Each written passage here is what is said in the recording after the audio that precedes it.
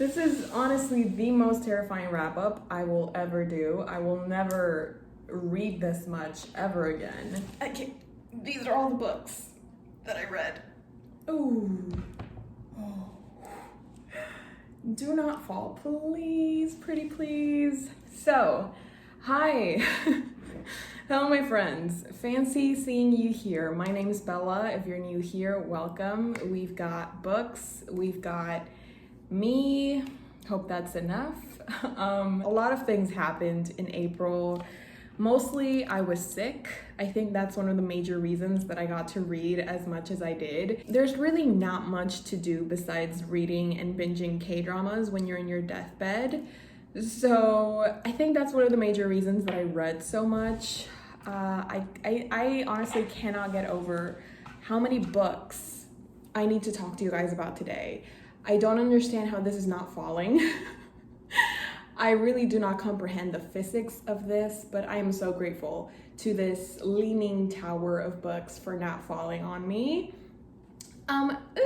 Stop, did I just jinx myself? Please do not fall. I don't really know how this happened. I really don't, but it did. And now I have to live with the consequences. So I hope you have your tea ready. I hope you have your coffee and snacks ready to go because you're about to spend a whole afternoon with me talking about books. I actually asked you over on my Instagram how many 5 stars you thought there were on this pile. Out of the 24 books that I read, I only gave 5 books 5 stars. So there we have it. Thank you to everybody who participated. If you're not following me on my Instagram, make sure that you do. I post probably more than I should on there. So if you want to see more of me, or if you like what you see here, Instagram is where you have to be. But yeah, without further ado, I really need to start talking about these books if we don't want to be here all night. Let's start talking about all of the books that I read in the month of April. I started my month reading this manga called I Sold My Life for 10,000 Yen. And this manga has 3 volumes in total, and I read them all in one sitting just because I just couldn't put it down. I found the story really interesting. The concept as well was so unique. We're following our main character, and his life is not great. Mentally, physically, economically, he's not doing great. And he stumbles upon this store that offers to buy his remaining lifespan in exchange for money. So basically, he's going to sell the next 30 years of his life for money. This concept for me was really stressful because I'm like, okay, so if I don't do something for humanity, does that mean my life is worthless? Does that mean if I need to sell my lifespan, I'm just not going to be able to afford anything because it's useless? After our main character decides to sell his lifespan, we spend the next 3 months, the last 3 remaining months of his life with him as he starts to come to terms with his life ending. And he's sort of making bucket lists of things that he wants to do before he dies. He starts to meet up with people that he lost contact with, just to sort of like tie up loose ends. Even though this story is really heavy and it's really hard to read at times just because of the whole concept and the topic, I feel like it does such a good job at exploring themes of life and meaning and love and mental illness as well. I haven't read that many manga that are as introspective as this one. Like usually all the mangas that I read are action-packed, there's demons, there's people to kill. You don't really take time to sort of focus on the emotions and the mental health aspect. It was definitely an interesting start to my reading month. I gave the whole manga, like the 3 volumes, an average of 3.75 stars. If I'm feeling very generous, I'll bump it up to a 4, but I think it was just a really introspective and a very heartfelt story about belonging and the meaning of life and the value of life. And I really enjoyed it. It was interesting. I would have never picked it up if my friend hadn't DM'd me randomly and recommended it to me. So if you're watching this, thank you. The first book in this pile, in this Tower of Pisa, is Book of Night by Holly Black. This is her latest release. I did get an ARC. If you saw my reading vlog, then you know. If you know, you know. And I gave this 3 stars. Yeah, just like no 0.5, no 0.75. I gave this 3 stars. 3 out of 5 stars. There are a lot of morally gray characters, so definitely a book for me. You know, if you've been here for a while, you know that I love morally gray characters. In terms of world building, I feel like Holly Black did a really good job. Like, she knows her craft. She knows how to build up these fantastical, magical worlds. But this is a standalone. This does have 304 pages, and the world building takes up 150 of those pages. So I feel like the story dragged in a lot of parts, but when it got good, it got good. I just wish that we had more of those good parts, because so much of this is just learning about the magic system and learning about like past experiences. There's a lot of telling and not enough showing, and I feel like that's one of the major reasons that I didn't connect with this book as much as I wanted to. Also, our main character, sometimes she reminded me of Jude Duarte from The Cruel Prince, so you know, bonus points for that. But it only took us so far. Sometimes it just felt like the story wasn't going anywhere, especially a fantasy book with such an interesting and unique concept. You'd think there'd be more things going on, but there really wasn't. There really wasn't. Yeah. So in this world, people can use their shadows. There's different types of users with different levels of power. So some people can use their shadows to attack and steal and do very heinous acts. And then there's shadows that you can use sort of just for fun. You can like add a tail to your shadow, you can add cat ears. It doesn't really do much, it's just for aesthetic purposes.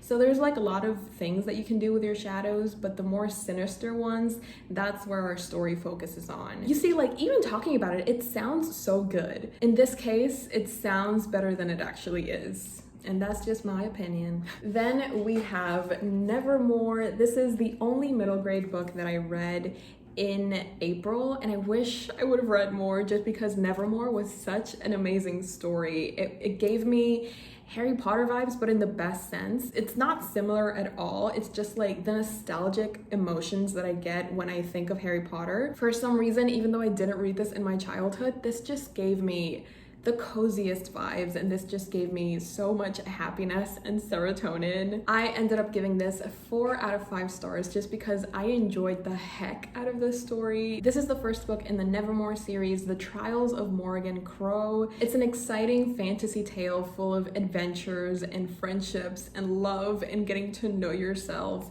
And it's one of those stories that you just don't want to put down because it's so fun to read. The characters as well, they come to life in these pages, and I just loved all of these characters. I love Past Me because I took notes, so like I know what I'm talking about. Morrigan Crow is cursed. Born on Eventide, the unluckiest day for any child to be born, Morrigan is blamed for all local misfortunes, and this makes her whole family just blame everything on her. So it's a really sad upbringing when everybody just blames everything bad that happens to them on you, and that sort of puts this pressure on you to be as small as you can and try to make as little noise as possible. So the children that are born on Eventide, they're supposed to die on their 11th birthday, but for some reason Morrigan Crow doesn't, and she is taken in by the Wondrous Society, which is this whole other place full of magic and wonder. It's an incredible place where Morrigan starts to find who she truly is, and she starts making new friendships. When she's invited to this Wondrous Society, she actually has to go through 3 trials in order to show everybody that she's worthy of being a member of the Wondrous Society. So I don't know about you, but I love books that follow a sort of tournament type of setting where you have to go through different trials and you have to show different knacks. It's very much Goblet of Fire from Harry Potter. So if you liked Goblet of Fire, I feel like you're gonna love Nevermoor just because the vibes are exquisite. The writing as well is so magical and so beautiful, and I just had so much fun. I had the time of my life reading Nevermoor. I would really recommend Nevermoor, actually. I don't know why I haven't picked up the sequel, but I promise as soon as I do, I'll let you guys know, because I see myself loving this series, and I can't wait to share it with you guys. So there we go. The next two books that I read, are Penguin classics.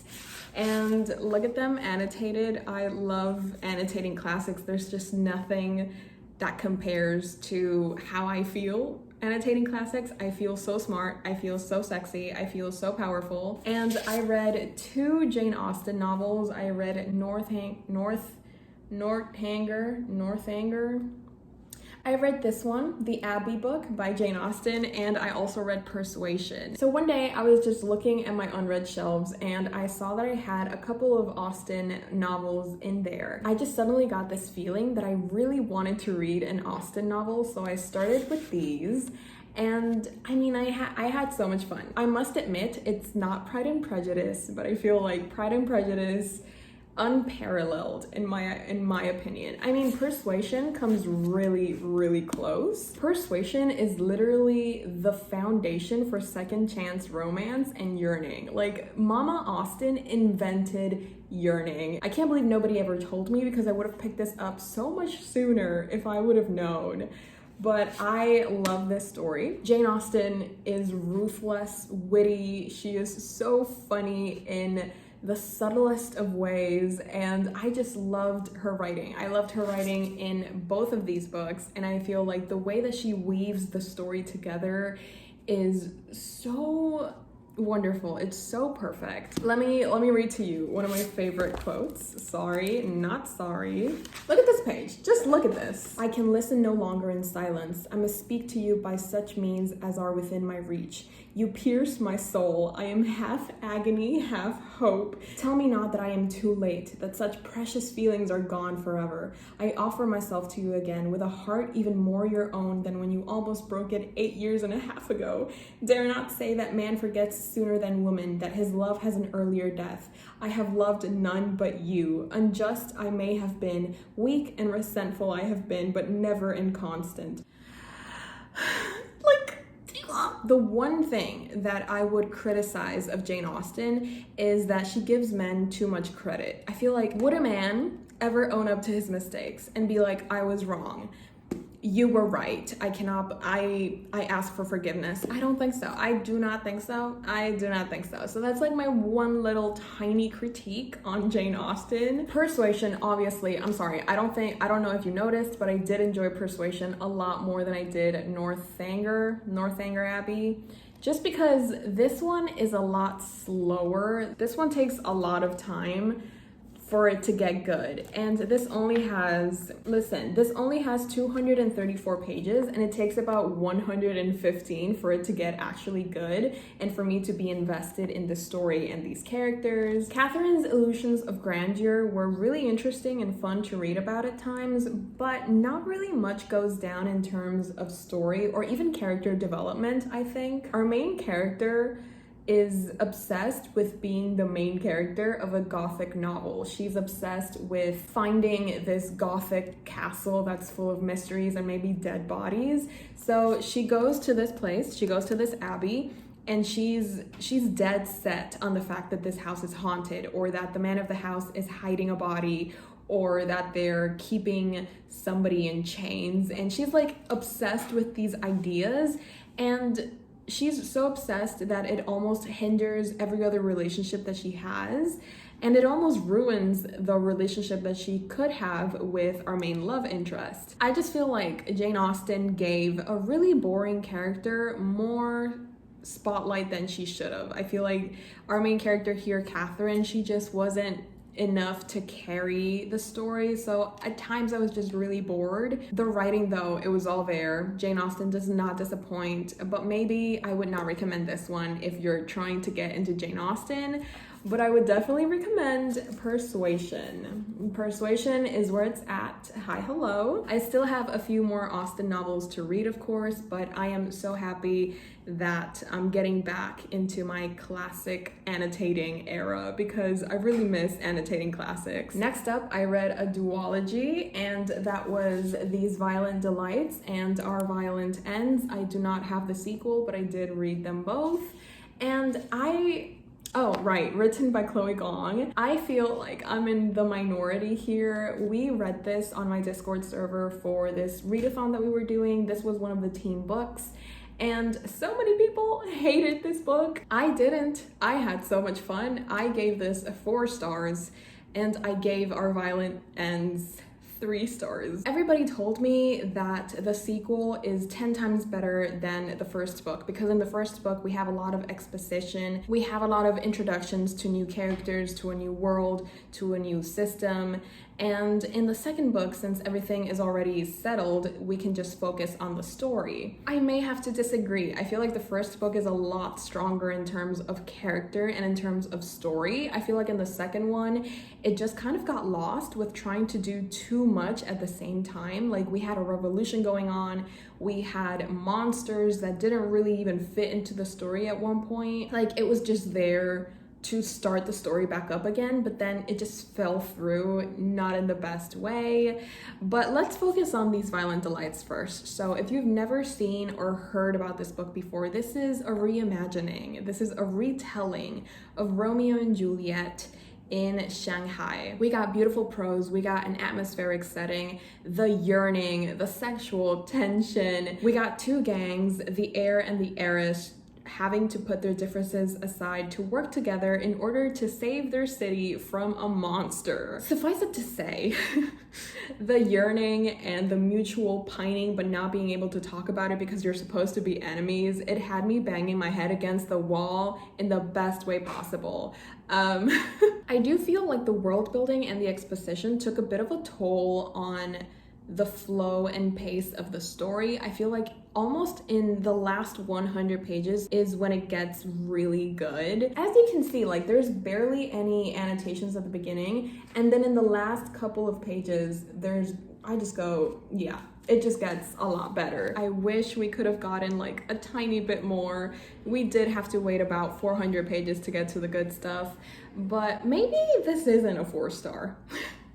Like, now that I'm talking about it, maybe this isn't as good as I remember it being. Maybe it's more like a 3.75, which means that the sequel is like a 2.75. Oof, okay, I'm having a crisis now. I enjoyed the duology. I just kind of hoped for more, especially because so many people rave about this book. I've really enjoyed the twists and turns of this story, but would I recommend it to other people? I'm not sure. You know what? No, I'm gonna be confident in my responses. No, I would not recommend this, because just like, if you're gonna read this, obviously you're going to continue on with the duology, and I feel like the second book, it all falls apart. By the second book, I found myself feeling detached from the story and the characters.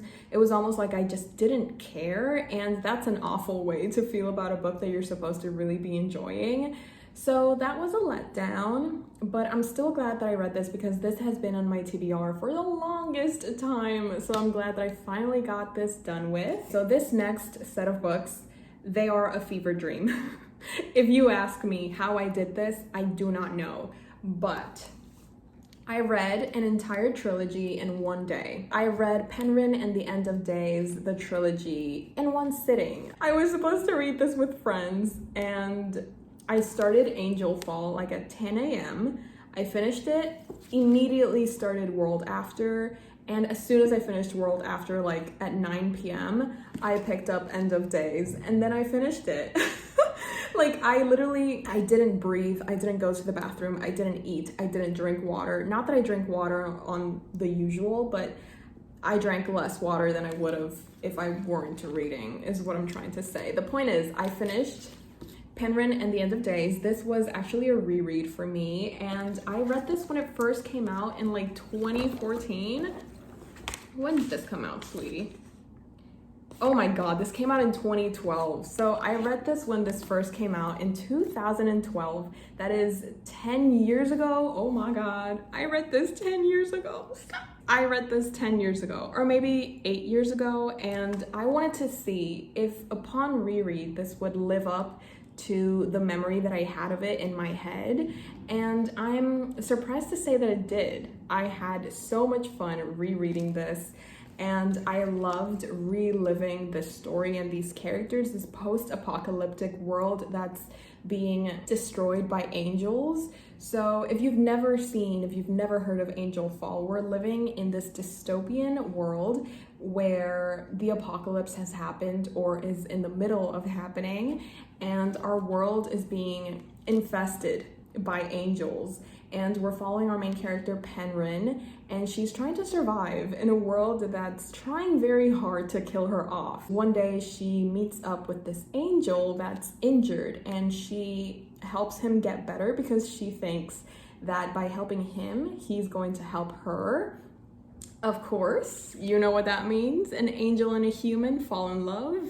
Hi, hello, stuff is gonna go down. I just really enjoyed this. It is a very dark and gritty story. It's not pretty, it's not aesthetic, it's very dark, and it's still a good time. I think I had such a fun time, obviously, because I couldn't put these books down. It's fast-paced and well-written and nothing short of addicting. This was amazing. This was a fever dream, this was delusions, this was a hallucination, but I loved every second of it. Speaking about rereads, I also started rereading The Heroes of Olympus, written by Rick Riordan. So for this month on April, I read the first 2 books of The Heroes of Olympus, which are The Lost Hero and The Son of Neptune.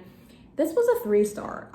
This is probably the lowest rating that I've ever given an Uncle Rick book, because I don't want to talk about it. Like, that's how much I dislike this book. I do not want to talk about it more than I have to, just because I really don't like Piper and I really don't like Jason. I'm sorry if you're a Jason and Piper apologist. They're just not worth my time. Leo's back must be in so much pain from having to carry this whole book on his shoulders. But then we go ahead and continue on to Son of Neptune, which I loved. Hi, I gave this 5 stars. Hi, literally the difference between these 2 books is astronomical. In this book, we have a new set of characters. We've got Percy, we've got Hazel, we've got Frank, we've got, ooh, that's a spoiler. I'm not gonna tell you who else we've got, but we've got really, really good characters in this one. And the story as well, I feel like the vibes are there, you know, like the vibes are immaculate. Here, the vibes are non-existent. The vibes are expired. The vibes are, you know, disgusting. Here, yes, give me more, give me everything, give me 400 more pages of this. I loved it. I loved every single second of it. Then I went ahead and read 3 Book of the Month books. The first one being The Unsinkable Greta James by Jennifer E. Smith. Then I read Bittersweet by Suzanne Cain. This is actually a nonfiction book, so this was definitely very outside of my comfort zone. And then I read Tell Me Everything, which is also a sort of memoir. It's based on a true story. I think it is a true story, but the author just changes like the names and places of people to protect them. This was a 2.75 star. This was a 2-star. And this was a 2.75 star. So not much luck in the Book of the Month department. So this one is an adult romance, and we're following this woman who's just lost her mom. She's a singer and she had this meltdown on stage. So she's taking a break. She's going on a cruise with her dad. So it's this story of grief and love and understanding people and like stuff. I guess, you know, all of that. It's not really a romance because there is romance, it's just not good. I'm sorry, it's just not good. I did read this in one day. Not because it was good, but because I wanted it to be over. So, I mean, I could have just DNF'd, but at the same time, it's such a short book. I was like, why would I DNF this? I could do this. And I did.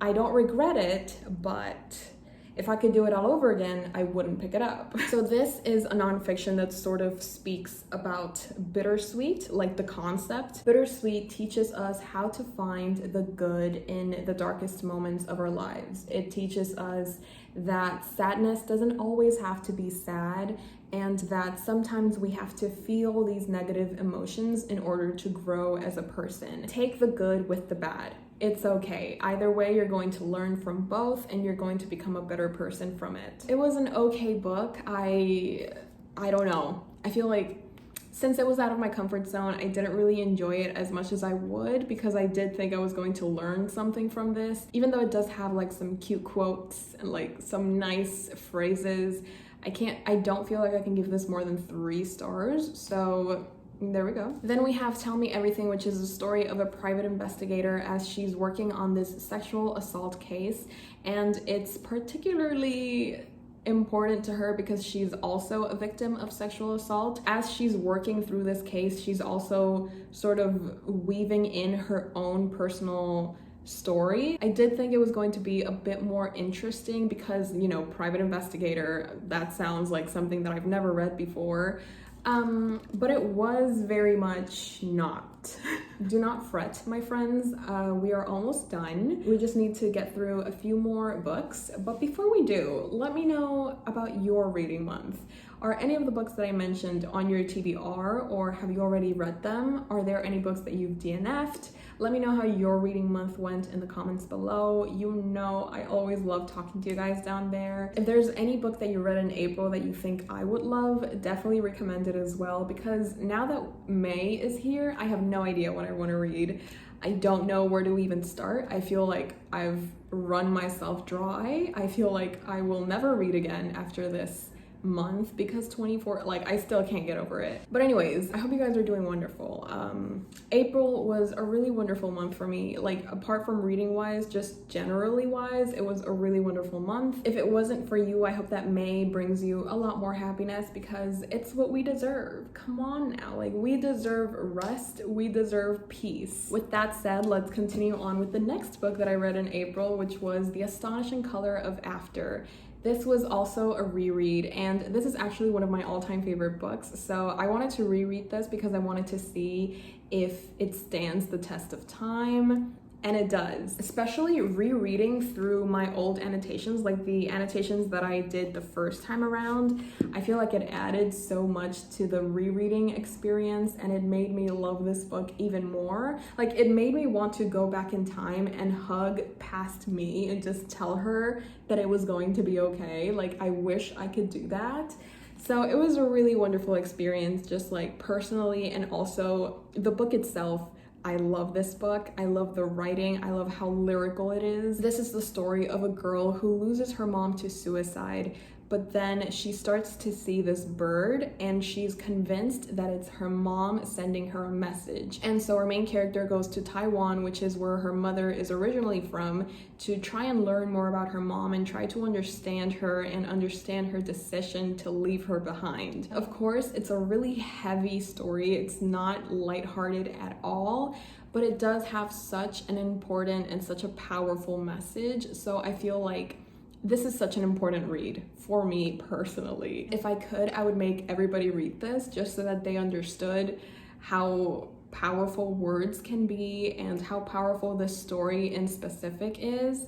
I loved this book. These next 5 books, I actually can't, or I won't. I will not be speaking of these 5 books just because I have a dedicated video for these. I read these 5 books for this reading challenge that I did, which was reading a booktuber's favorite books. So stay tuned for that video because it is very exciting. Let me show you the books that I read and maybe you can guess in the comments below which booktuber I read as.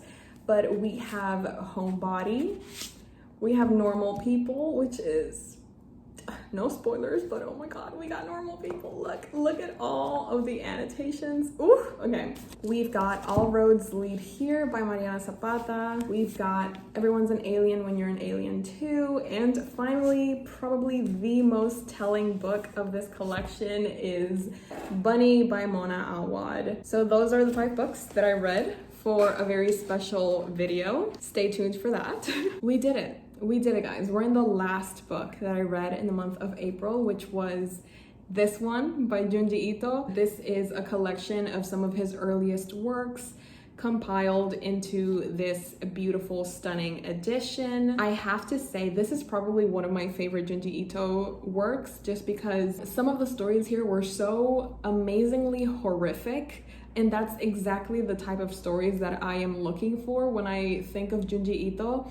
So I feel like this collection is so strong, and I feel like this is exactly why I love horror so much, because of all of the emotions that this evokes in me. One of the things that I started doing is at the end of every story I wrote like a mini review, because when I finish a collection I don't really know how I feel, because obviously I don't remember every story detail by detail. So when I finish a collection I have a hard time rating them because I don't know overall how I feel about the book. But by reviewing every story and leaving like tiny comments and a rating at the end, it made it a lot easier to rate this book. And that's why I am so confident that this is a 5-star book. There is one story that has not left my mind ever since I read it, and that is, apart from Where the Sandman Lives. That's like an amazing story. Apart from that one, The Long Hair in the Attic. I don't know if you know this about me. If you've been here for a while, then you know I have trichophobia, which is phobia of hair. I know, it's a lifelong disease. I have to live with this. But this story in particular, oh my God. Like, I cannot stop thinking about it, and that's very traumatizing, but that's exactly what I signed up for. So yeah, Deserter by Junji Ito, 5 out of 5 stars. Would recommend this to every single person out there. Yes. Those were all of the books that I read in the month of April. Oh my God, I can't believe I actually did it. I'm exhausted. I don't know how I'm alive right now. I really hope you guys enjoyed. Like, I really, really hope you guys enjoyed. I feel like I gave you guys a piece of my soul. That's how tired and exhausted I feel right now. But it was all worth it because I got to talk to you guys. So I hope you guys had fun and that you enjoyed listening to me talk about all of the books that I read in the month of April. I hope you're having a lovely day, a fantastic day whenever you're seeing this, and I will talk to you guys next time. Oh my God, wait. If you want more from me, hi, sorry, I know this is really annoying, but I would really appreciate it if you checked out my Patreon. I upload reading vlogs and exclusive content, and we just have a good old time watching movies and sprinting, like reading sprints. So if that's something that you guys would enjoy, go check out the link in my description. And now I can let you guys go. Oh wait, no, I can't. Sorry, this is really annoying. If you're still here, leave this emoji in the comments below so that I know that you're a fellow simper. The best of the best, the cream of the crop, the top of the top. But yeah, leave the emoji if you're still here, and now I can let you guys go. Definitely, finally, yeah, I can go. We can all go. I love you guys so very much, and without further ado... Hey Jimmy, you nice, keep going.